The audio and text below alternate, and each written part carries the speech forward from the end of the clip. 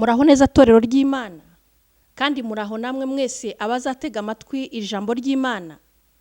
Ni Imana ishimwe Clarisse ubasuhuza, ari naryo zina rya channel ni Imana ishimwe Clarisse TV. Amahoro y'Imana data wa twese abane namwe. Dusenge kugira ngo Imana ibane natwe, dukurikire ubutumwa bwiza bw'Umwami Yesu. Shimwa Uwiteka muremyi w'ijuru n'isi, habwa icyubahiro kuko gikwiriye. Humugisha akanwa kanye ngiye kuvuga ibyanditswe byera, ntabane ngiye ahubwo izina ryawe ryubahirwe muri jye. Umwuka wera azasobanurire cyane kuruta uko ngiye gusobanurira ijambo, abazatega amatwi ibyanditswe byera ba hafi na kure. Mbyambaje mu izina rya Yesu Kristo nizeye, amen. Turasoma ijambo ry'Imana dusanga mu gitabo cy'Itangiriro ibice byaho ni 6. Ni inkuru z'umugabo witwa Nowa, uri muri ba sogokuruza batubanjirije mu gihe cyo kuremwa kw'isi n'abantu ba mbere. Hanyuma turasoma umurongo wa 6 n'uwa 9 gusa. Hanyuma turebe ibintu dukwiye kwigiraho, turebe isomo dukuramo, hanyuma tuze gufatira umwanzuro mu bice 4 by'Abaheburayo duhereye ku murongo waho wa mbere. Hanyuma umutwe w'amagambo rero uratubwira ngo ngwino munkujye, wiba hanze y'inkuge, Imana idufashe. Aya ni amagambo abantu benshi bakunda gusoma, n'abatasoma barayazi bumva avugwa cyane. Ni igihe Imana ngo yitegereje isi, ibona abantu bakabije ubugizi bwa nabi, ibona abantu bakabije ibyaha cyane, ibona abantu bakabije ingeso mbi, ifata icyemezo cyo kurimbura isi iyirimbuje umwuzure. Hanyuma ibyanditswe byera bitubwira ngo iki? Biratubwira ngo Nowa yagiriye umugisha kuwiteka Imana. Ni ku murongo waho w'8. Nubwo Imana yafashe icyemezo cyo kurimbuza isi umwuzure kubera ingeso zari zimaze gukabya isi baye mbi cyane, ariko hari umuntu umwe Imana yarebye igirira icyizere. Imana ishimwe cyane. Nowa yari yujuje ibi bintu bikurikira. Niki cyatumye agirira umugisha ku Mana? Nuko yari yujuje ibintu 3 bikurikira ku murongo w'9. Icyambere, Nowa ibyanditswe byera byatubwiye ngo yari umukiranutsi. Imana ishimwe.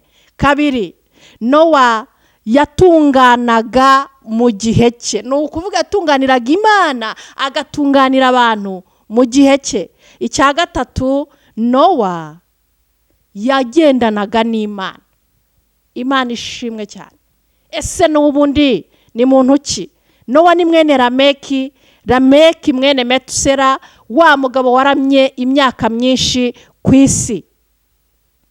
Hanyuma iki gihe Imana iraranganya amaso ku isi, ibona igiye kurimbura ibiguruka, inyamaswa, ibigenda hasi, abantu, ibimera n'ibindi byose, kuko ngo yari yicujije icyatumye rema umuntu, kuko umuntu yari yuzuye ububi bukomeye. Ariko Nowa agirira umugisha kuwiteka. Umugisha ni iki? Tubanze tuwurebe, hanyuma tuze no kugera kuri ibi bintu 3. Ubundi uzasanga hari umugisha umwana avuka agasanga ababyeyi barawumuteguriye. Imana ishimwe cyane. Uwo ni umugisha bita bavukanwa. Kavuka kisanga baramuteguriye imibereho itazigera imuvuna namba. Hakaba undi mugisha umuntu avuka akawuhiga, akawuhirimbanira, akavunika, akiyuha kuya, agatutubikana cyane, akazawubona ariko akawubona rushya. Hakaba undi muntu utisanga muri iyo migisha 2 mvuze haruguru. Akaba ari umuntu ubyuka karakaryama atinze, ariko akabona nta mugisha asingira. Akibaza niba ari umuntu, akibaza niba ameze nk'abandi bikamushobera. Hanyuma rero akazagira gutya, akabona Imana imuvaniye umugisha mu ijuru.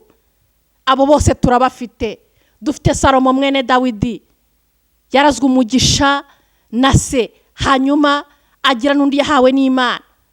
Dufite n'abandi bagiye batutubikana cyane guhera mu gihe cy'abasogokuruza, kuko koko ibyanditswe byera bitubwira ko umuntu wese azaheshwa umutsima no gututubikana no gukora no kuvunika cyane. ariko dufite n'abandi bageragezaga ayo mahirwe yose ntibayabone. Umuntu ntiyisange muri bavukanwa, umuntu ntiyisange yatutubikanye ngo agire icyo aronka, ariko umunsi umwe Imana ikazamuha umugisha. Mwene uwo mugisha uravuna, mwene uwo mugisha nabonye abantu benshi bawuhawe ari abantu bubahaga Imana mu mutima, Imana ikazagambirira kubakoresha. Turabafite abitwa ba Yosefu, turabafite abitwa ba Dawidi, turabafite abitwa ba Daniyeli n'abandi bagiye bahabwa umugisha n'Imana uvuye mu ijuru, ariko barushye cyane.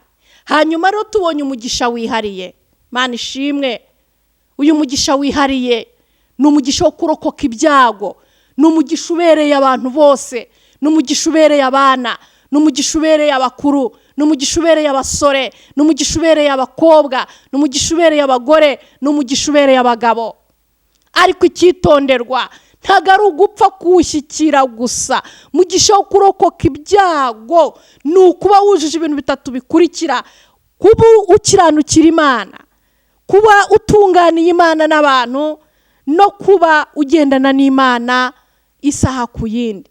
Gukiranuka ni ukuba umuntu yarwanya intambara y'ibimurwanya bishaka kumukura ku Mana no kumuvutsa umugisha wo kuzabana n'Imana, kandi akabitsinda. Yewe nshuti, mbese urakirana ukarwana n'ibyaha ukabitsinda? Ibaze nanjye nibaze. Mbese wowe unteze amatwi hafi na kure, ibi byaha byuzuye isi, ibi byaha bikabije cyane, ibi byaha by'ubusambanyi, abantu barimo gutuba umuntu tubireba mu gihe cyanjye, abantu barimo kwica abandi, ntambara hirya no hino ku isi, abantu barangana, abantu baragambanirana, abantu barimo gucirana ibico, abantu barimo kwiba. Isi yuzuye ibyaha. Nubwo Imana mu gihe cya Nowa umwuzure urangiye yirahiye ikavuga ngo sinzongera kurimbuza abantu umwuzure, ahubwo nzabarimbuza umuriro, ariko nagira ngo ngusabe ngo reka ibyaha, hanyuma tuzarokoke umuriro w'iteka. Imana ishimwe cyane. Kirana n'ubusambanyi ubutsinde, kirana no kwiba ubineshe, kirana n'ubwibone ubutsinde, kirana n'ibyaha byose kandi ubineshe, nibwo uri buboneke mu bantu bari buboneke mu nkujye ya Nowa. Imana ishimwe cyane. Tunganira Imana, tunganira Imana. Muririmbyi yararimbye aravuga ngo tunganira Imana ubudasiba. Imana ishimwe cyane. Gendana n'Imana. Ese kugendana n'Imana ni iki? Ni uko umutima uteye mu mirimo yawe, aho urimo gucuruza aho ngaho, mu kazi kawe, aho wicayeho mu biro, aho utwaye imodoka shoferi, aho uri mu ndege wowe utwaye indege. Tunganira Imana, kuko ahantu hose haba hariho habangikanye gutungana no kudatungana.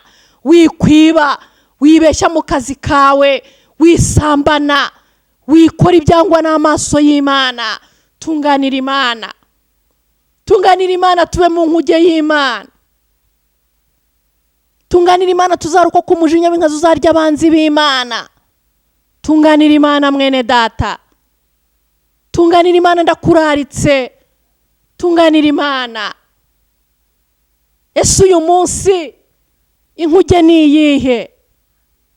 Nk'uko umuririmbyi yaririmbye, yaravuze ngo none natwe dufite iyo nkujye, n'agakiza twahawe na Yesu. Niba ushaka amahoro ngwino wihitiremo, agakiza ureke kurimbuka.